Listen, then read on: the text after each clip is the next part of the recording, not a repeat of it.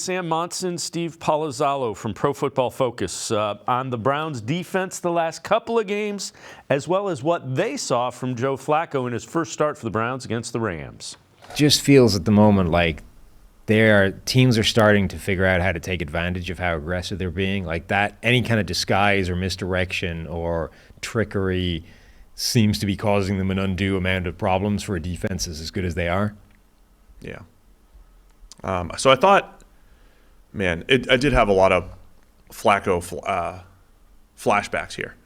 You know, Flacco flashbacks. I mean, there was just so many plays with the Ravens where he would just neglect to care about a safety or neglect to care about certain defenders. And it's like, those were 2 or 3 mistakes a game, you know, that it's like, man, if you just took those out. And it felt like Flacco was going to play, at this point in his career, had a chance to play a cleaner brand of football than, say, DTR or PJ Walker. Well, that was the thing last year with the Jets, right? It's like, yeah, Flacco was actually able to rack up quite a large amount of yardage and, you know, production, but he could never get rid of the crazy, ridiculous plays that were like, what are you doing?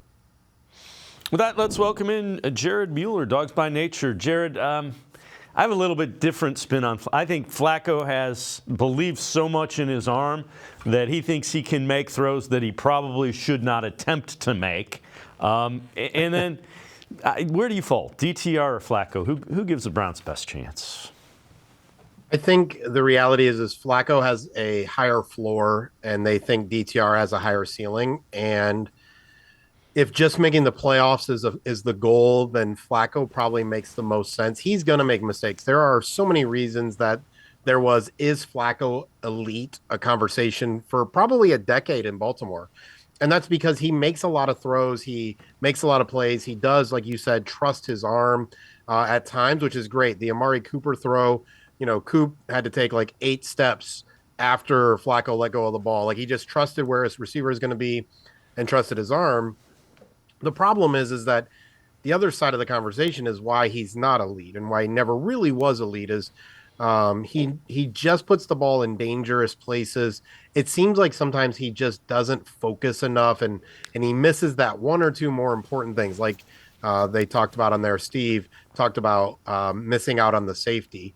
I think the Browns believe that DTR, as he develops, I've been told they believe they got a first-round talent. Now, maybe a low first-round talent, but they believe they have a first-round talent, and they believe he is coming along and that he came along in the last game before the concussion in Denver, and that he is the guy that gives them an opportunity, especially as all these injuries continues in the AFC.